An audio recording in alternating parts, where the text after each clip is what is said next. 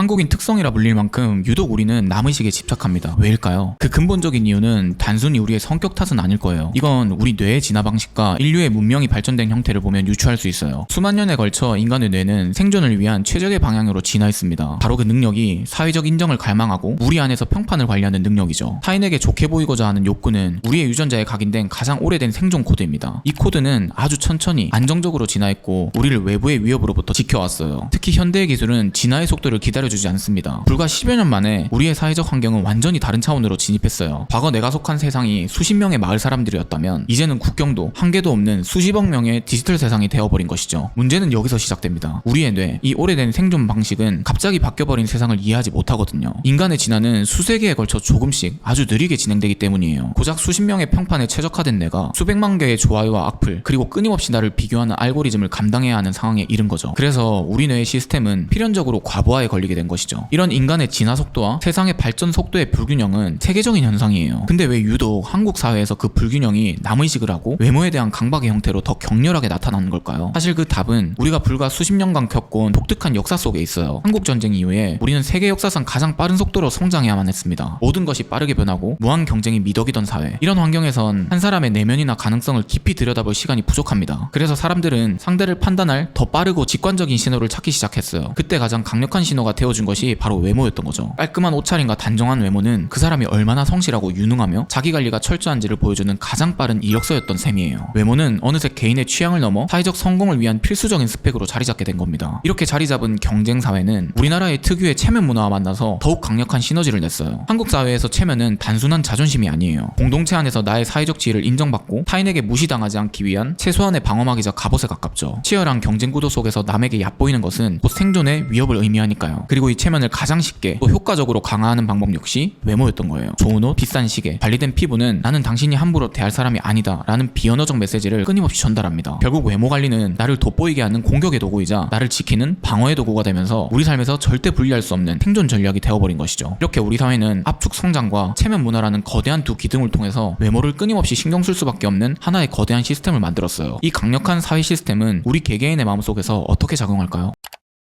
이렇게 남의식을 할 수밖에 없는 사회 시스템은 두 가지의 강력한 심리적 장치를 통해서 우리 내면에 깊숙이 자리 잡고 있습니다. 첫 번째는 사회학자 찰스 콜디가 말한 거울 자아라는 이론이에요. 인간은 자신을 있는 그대로 보는 것이 아니라 타인의 눈에 비친 나를 상상하며 자신을 인식한다는 개념이에요. 즉 우리는 실제 거울이 아닌 타인이라는 수많은 거울들에 둘러싸여 살아가는 셈입니다. 저 사람이 나를 좋게 보겠지? 라는 상상이 나의 자부심이 되고 나를 별로라고 생각할 거야 라는 불안이 나의 수치심이 됩니다. 나의 가치가 내가 아닌 타인의 시선 속에서 결정되는 것, 이것이 우리가 남의 시선에서 영원히 자유로울 수 없는 근본적인 이유예요. 이 거울자아 현상을 더욱 강력하게 만드는 두 번째 심리 장치가 있습니다. 바로 무리에 소속되고 인정받고 싶어하는 인정과 소속감이라는 원초적인 욕구예요. 인간은 사회적 동물이기 때문에 무리에서 배제되는 것이 단순한 외로움이 아니라 생존의 위협으로까지 느끼게 됩니다. 특히 한국 사회처럼 우리라는 개념이 중요한 곳에서는 무리에서 튀거나 벗어나는 것이 단순한 개성의 표현이 아니라 틀린 것 혹은 부적응으로 여겨질 수 있다는 불안감이 존재하죠. 이때 사회가 정해놓은 획일적인 미의 기준은 그 무리에 소속되기 위한 일종의 입장권이자 암호처럼 작동합니다. 나만의 개성을 추구하는 것은 자칫 무리에서 배제될 수 있는 위험한 행동이 되고 정해진 기준을 따르는 것이 안전하게 소속감을 느끼게 해주는 가장 확실한 방법이 되는 것이죠. 결국 우리는 불안감에 벗어나기 위해 기꺼이 나다움을 포기하고 정해진 안정성을 선택하게 되는 거예요. 타인의 시선으로 나를 보고 소속되기 위해 나를 맞춘다. 이 모든 과정은 우리를 너무나도 고통스럽게 합니다. 그런데 이상하지 않나요? 이토록 고통스럽다면 우리는 왜 이 행동을 멈추지 못하는 걸까요? 그 충격적인 이유가 있습니다. 앞서 말한 모든 사회적, 심리적 압박은 우리를 분명 고통스럽게 합니다. 그런데 우리는 왜 이 지옥 같은 고통 속에서 스스로 걸어 나오지 못하는 걸까요? 좀 이상하지 않나요? 그 이유는 어쩌면 우리가 이 고통을 은밀하게 원하고 있기 때문일지도 모릅니다. 이게 단순한 뇌피셜은 아니에요. 우리가 타인에게 칭찬을 듣거나 부러움의 시선을 느끼는 순간 우리 뇌에서는 강력한 쾌락 물질인 도파민이 분출됩니다. 이건 단순히 쾌감을 넘어서 우리의 뇌가 수만 년간 학습해온 생존 신호예요. 나는 무리에게 사랑받고 있다. 고로 나는 안전하다는 가장 원초적인 안도감의 증거죠. 우리의 뇌는 생존을 위해 이 신호를 계속해서 갈망하도록 설계되어 왔어요. 문제는 현대 SNS 기술이 이 생존 신호를 즉각적이고 수치화해서 24시간 내내 제공한다는 점이에요. 내가 동의하거나 또는 동의하지 않는 컨텐츠의 좋아요 숫자, 내가 좋아하는 크리에이터의 구독자 수, 이런 것처럼 꼭 내가 SNS를 직접 운영하는 생산자가 아니더라도 과거에는 소수의 주변인에게 가끔 받던 인정을 이제는 불특정 다수에게 실시간으로 갈구하게 된 것이죠. 생각해보세요. 남의식에 대한 강박과 스트레스는 이 달콤한 보상을 받지 못할 때 나타나는 금단 현상이에요. 그리고 더 완벽한 나를 전시하려는 노력은 더 강렬한 도파민을 얻기 위해 필사적으로 갈망하고 있는 것이죠. 우리는 결과적으로 고통에서 벗어나기 위해 그 고통의 원인인 타인의 시선을 더욱더 갈망하게 절망하게 되는 완벽한 덫에 빠진 거예요. 결국 우리를 가두는 이 견고한 감옥은 사회의 시선 그 자체가 아니었던 것이죠. 바로 그 시선이 주는 달콤한 보상에 길들여진 우리 자신의 마음이었던 거죠. 이 불편한 진실을 마주하고 인정하는 것이 변화의 시작점이 될 수 있어요. 혹시 여러분들은 지금까지 얼마나 남의식을 하고 또 외적인 것에 불안해하셨나요? 이건 개인의 성격 탓이 아니에요. 그렇게 사회가 진화해온 것이죠. 이 이야기를 듣고 지금 나만 이런 게 아니었구나 하는 생각이 드셨다면 좋아요 한번 꼭 눌러주세요. 우리와 같은 마음을 가진 사람이 여기 이렇게 많이 있다는 신호가 될 거예요. 좋아요 누릴 때 구독 버튼도 꼭 눌러주시고요. 자, 그럼 이제 가장 중요한 질문을 한번 해볼게요. 이런 사회에 덫인 타인의 시선에서 벗어나서 다시 내 삶의 주도권을 되찾는 구체적인 방법은 뭘까요? 사실 그토록 우리가 외모에 집착하고 타인의 시선에 고통받았던 것은 우리의 의지가 약해서도 성격이 유별나서도 아니었다는 사실을 말씀드리고 싶어요. 생존에 최적화된 상태로 천천히 진화한 뇌와 너무나도 급변해온 사회, 그 안에서 살아남기 위한 심리적 기제, 이 모든 것이 맞물려 만들어진 거대한 시스템의 결과였을 뿐이에요. 이 사실을 아는 게 정말 중요해요. 아, 내 탓이 아니었구나 라고 이해하는 것만으로도 우리는 우리를 올가매던 지독한 죄책감에서 한 걸음 벗어날 수 있어요. 이럴 땐 난 탓 좀 하자고요. 자, 그럼 현상을 제대로 이해했다면 이제 무엇을 해야 할까요? 해답은 의외로 간단한 질문의 전환에 있어요. 우리는 하루에도 수백 번씩 무의식적으로 남의 질문에 답하며 살아갑니다. 남들이 보기에 나는 어떨까? 어떻게 해야 더 많은 인정을 받을까? 이 질문들이 바로 우리를 타인의 시선이라는 감옥에 가두는 질문들이에요. 이제 그 질문을 멈추고 의식적으로 나에게 질문을 던져보는 겁니다. 나는 지금 무엇을 느끼고 있지? 나는 진정으로 뭘 원할까? 타인의 시선에서 나의 감각과 욕구로 질문의 주어를 바꾸는 아주 작은 연습. 이것이 바로 내 삶의 주도권을 되찾아오는 가장 확실한 방법입니다. 타인의 눈에 비친 완벽한 나를 찾기 위해 애쓰는 대신 나의 눈에 비친 이만하면 충분한 나를 발견하는 여정. 오늘 그 첫걸음을 시작해보는 건 어떨까요?